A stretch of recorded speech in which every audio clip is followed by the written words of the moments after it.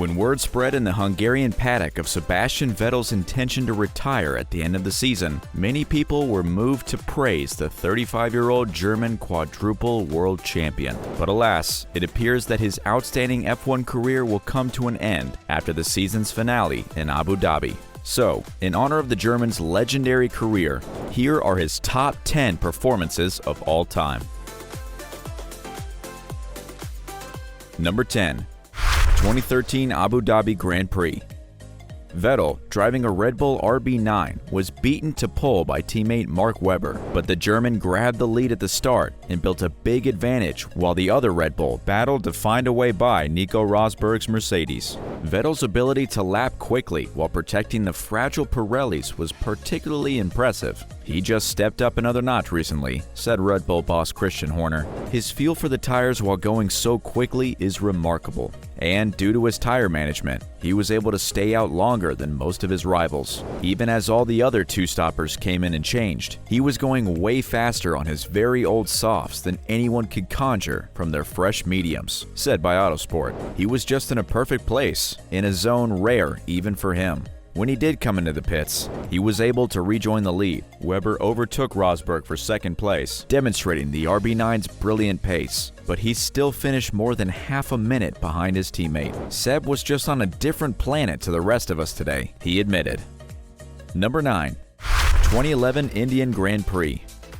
"It was Vettel's most emphatic performance of the season," said the media of the Red Bull driver's pole position, fastest lap, lap lead, and victory at the new Booed circuit. "It was as perfect a demonstration of the racing driver's art as he ever produced. It was a typical Red Bull-era Vettel. He made a clean start from pole, drove a fantastic first lap to stay out of trouble, kept everyone out of DRS range, and then took control of the race. Only Jenson Button's McLaren stayed within sight, 8.4 seconds behind the German. The Ferrari of Fernando Alonso, meanwhile, crossed the finish line 24.3 seconds after the Red Bull. Even his team couldn't slow him down in the end, with Vettel securing the fastest lap on the final 2 laps. Such dominance has rarely been matched." Number 8. 2015 Malaysian Grand Prix. "Ferrari is back." That was the headline, as Vettel won the first race of the turbo hybrid era for the Italian team in only his second race in red. Vettel had a mediocre year in 2014, notable primarily for his thrashing at the hands of Daniel Ricciardo, and Ferrari finished 4th in the constructors' table. During a period of Mercedes dominance, it did not appear to be a match made in heaven. However, 3rd place in the first race and a close second in qualifying at Sepang demonstrated that Ferrari had made significant progress. Then, in the race, Vettel defeated Hamilton's Mercedes. At the start, Pullman Hamilton led Vettel, with the Ferrari close behind when Mercedes decided to pit both cars during an early safety car period. This gave Vettel critical track position. Even more significant was Ferrari's superior ability to control tire wear, which allowed Vettel to stop twice, whereas Hamilton and Rosberg were both on 3 stoppers. The Silver Arrows simply couldn't make up the time, with Vettel even passing Hamilton on the track when they were out of order at one point. "This looked like the Sebastian who won 4 consecutive world champions for Red Bull," said the media after Ferrari's 8.6-second victory. "He executed his race to perfection." Number 7. 2010 Abu Dhabi Grand Prix.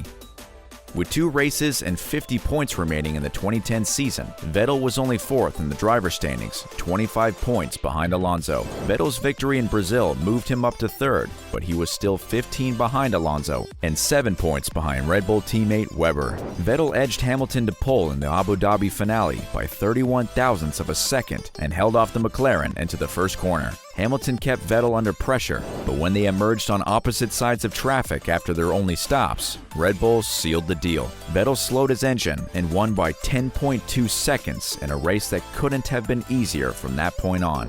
That performance should have been a heroic failure, with him doing everything he could to win the title, but falling short due to others not doing what they needed to do. They didn't, however. Webber pitted on lap 11 of 55.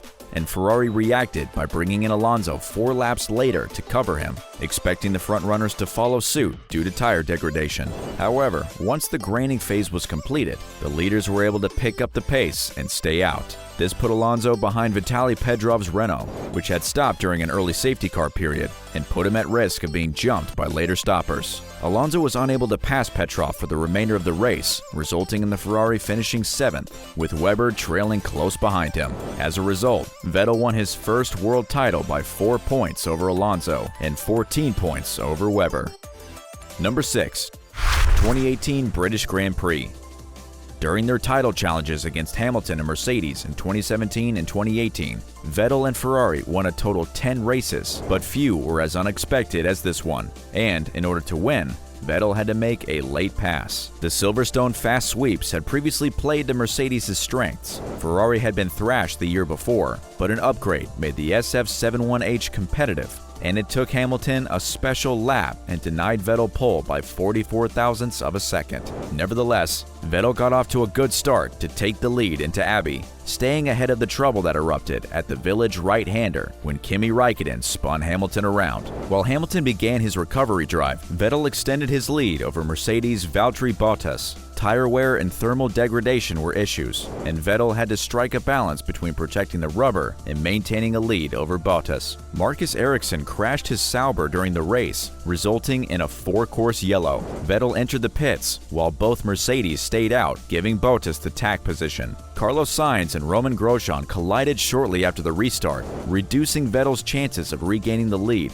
as there were now fewer laps to make a move. When that snarl was cleared, only 11 of the 52 laps remained. Despite his aging medium tires, Bottas appeared to be a tough nut to crack, holding off a Vettel attack around the outside at Brooklands, but the Ferrari's newer soft rubber gave Vettel the edge. On lap 47, Vettel surprised Bottas with a late, well-timed attack down the inside into Brooklands. It was a crucial move that allowed Vettel to win by 2.3 seconds over Hamilton. "I was able to follow, even though he had the clear air, but it was more difficult the closer I got," explained Vettel. "The final move, I was able to surprise him. I thought I have to go for it, because the longer I spend behind him, the more I was struggling with my tires." There were far too many occasions in 2018 when Vettel came up short in head-to-head battles, but the Silverstone race served as a reminder that when at his best, he can make the moves that matter. Number 5. 2012 Brazilian Grand Prix. Interlagos had often produced spectacular Formula One races and intense title battles, but perhaps none were more remarkable or unpredictable than the 2012 season finale. Sebastian Vettel and Fernando Alonso had gone into the Brazilian Grand Prix battling for the world title, while Vettel defending a comfortable cushion at the top. Despite the daunting task ahead of Alonso, his chances were boosted significantly when Vettel was involved in a first-lap tangle. But Vettel was able to bring his car home and collect the points he needed to win his 3rd world title, with Jenson Button delivering a memorable victory for McLaren. A photograph of the moment Vettel collided with Bruno Senna on the first lap demonstrated just how fortunate he was to finish the race. He also had issues at the pit stop, so coming through and grabbing the crown left him clear about how difficult he had found the experience. "I think it was the toughest race I ever had, but we kept believing and remained ourselves," he said. "A lot of people try to use dirty tricks, certain things that from our point of view that were beyond the limit, and we never got irritated or distracted by that. We gave a big push to the end." Number 4. 2011 Italian Grand Prix. The slowest car won the race. That was the reality of what happened on that fateful weekend. See, running higher levels of downforce at Monza can actually result in a faster lap time, but teams tend to avoid it because it leaves cars vulnerable to overtaking around the high-speed venue. But Vettel had so much confidence that he could run a setup in short top gear that made him nearly 12 miles per hour down the straights and still qualify on pole by half a second.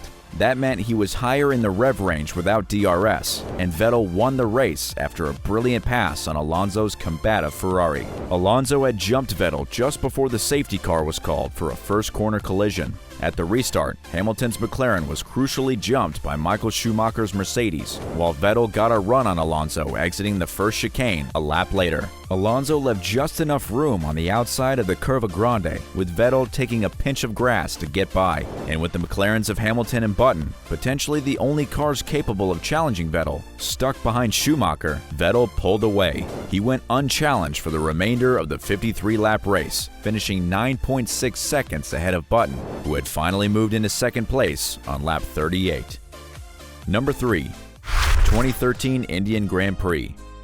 During the Red Bull Vettel era, the need to maintain the Pirelli tires often obscured some of the combination's advantages. That was clearly true in many 2013 races, but in India, Vettel was able to use the soft tire to take pole by a massive 0.752 seconds and use the more durable medium rubber to win by nearly half a minute. The only issue was that the soft tires Vettel had to start on only lasted a few laps. Vettel pitted from the lead at the end of lap 2 of 60, putting him in traffic. Vettel stormed up the field after briefly falling to 17th, helped by a longer top gear and less wing than planned. By the end of lap 13, he had charged up to third, and 8 laps later, he overtook Sergio Perez's McLaren for second. Journalist Mark Hughes wrote at the time, Vettel made full use of DRS to pass people every lap, carefully ensuring that he came upon them at just the right moment and not in the fast, no-passing middle part of the lap. When teammate Webber, on a different strategy, but unable to cut through traffic in the same way, pitted, Vettel moved back to the front. Webber retired with an alternator failure at 2/3 distance, giving Vettel a comfortable lead to the finish line. And, despite turning off his KERS as a precaution, he finished 29.8 seconds ahead of second-place Rosberg. Number 2. 2011 Spanish Grand Prix. Alonso took the lead after a spectacular start, but his Ferrari was nowhere near fast enough for the home hero to sustain his challenge. More importantly, Vettel overtook teammate and pole sitter Mark Webber. The top 4, Alonso, Vettel, Webber, and Hamilton, pulled away, and it became clear that pit stop timing would be crucial. Vettel was called in early by Red Bull, which meant he came out behind Button's McLaren. Vettel, crucially, found a way past Button and Felipe Massa's Ferrari. Meanwhile, Webber's inability to repeat the same cost him when Hamilton jumped him after his stop. Vettel finally overtook Alonso in the second round of pit stops by stopping a lap earlier. However, Hamilton, who ran longer, got ahead of the Ferrari once he pitted, and the McLaren once again posed a threat to Red Bull, especially since Vettel's KERS was intermittently overheating. Hamilton drew closer. The gap at half distance was only 1.2 seconds, and Vettel quickly came in for his third pit stop. The McLaren came in a lap later, and they were separated by 2.7 seconds with 30 laps remaining. But despite the fact that Hamilton closed again and applied pressure, Vettel was up to the task. It was the same story after their fourth and final pit stops, with Vettel winning by merely half a second over Hamilton. Number 1. The 2008 Italian Grand Prix. On September 14, 2008, a 21-year-old German driver with only 19 points in his young F1 career lined up on the pole for the Italian Grand Prix at Monza. Driving for Scuderia Toro Rosso in the team's home race, he did the unthinkable and won. Dominating the race from pole position, Sebastian Vettel finished 12 seconds clear of the field and became the youngest driver ever to win a Grand Prix. It was also a happy occasion for his team. The team was rebranded as Scuderia Toro Rosso at the end of 2005, after operating as Minardi since 1985, before being purchased by Red Bull CEO Dietrich Mateschitz and Gerhard Berger. In 2006, the team had only 1 point all season, thanks to Vitantonio Luzzi's 8th place finish in the US Grand Prix after starting 21st. It was 8 points in 2007, so it was the stunned F1 paddock, not least the team, when Vettel nailed his maiden pole position on Saturday at Monza by 0.07 of a second